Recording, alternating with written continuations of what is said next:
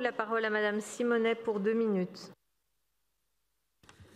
Merci. Si je partage les objectifs affichés, libérer les places de stationnement en surface pour les réduire dans une volonté d'agir contre la pollution atmosphérique et sonore et reconquérir la voirie pour d'autres usages plus écologiques, votre méthode, en fait, c'est faire exploser les tarifs. Donc, c'est renflouer les caisses de la ville. Qu'on ne se trompe pas de sujet. La délibération porte sur l'explosion des tarifs et pas sur la réduction des places. Alors, qui va payer? Vous allez me dire, ce sont les plus riches qui prennent leur voiture. Oui, les riches polluent et polluent plus. Mais pour eux, une hausse tarifaire sera indolore et ils n'en modifieront pas leur comportement.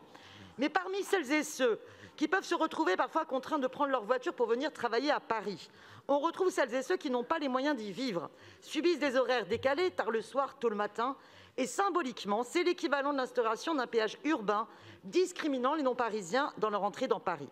Alors je le redis une fois de plus, il faut cesser la politique dite d'attractivité du territoire qui vise à concentrer les emplois dans les cœurs métropoles et au contraire le relocaliser dans les villes qui sont déficitaires. Aussi, le dernier rapport juillet de l'APUR le confirme, 63% des travailleurs de première ligne qui travaillent à Paris n'y habitent pas. Donc pour lutter contre la pollution et réduire l'emprise de la voiture, il faut leur permettre de loger à Paris.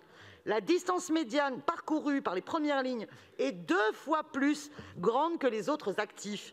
On a donc besoin d'une écologie populaire qui réduise les distances domicile-travail.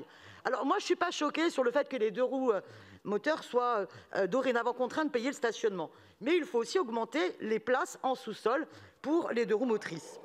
Et dans mon vœu, je propose d'autres leviers. La remunicipalisation des parkings municipaux gérés par le privé, qui se gavent, près de 40 millions d'euros de bénéfices nets par an, réduire le coût du stationnement en sous-sol, réduire ainsi l'usage en surface, mobiliser les parkings vacants des bailleurs sociaux, augmenter le nombre de places de stationnement pour les 2 roues motrices et les vélos en sous-sol et engager une réflexion avec les collectivités d'Île-de-France sur une tarification sociale du stationnement qui tienne compte des revenus et des usages des visiteurs travaillant quotidiennement ou pas à Paris.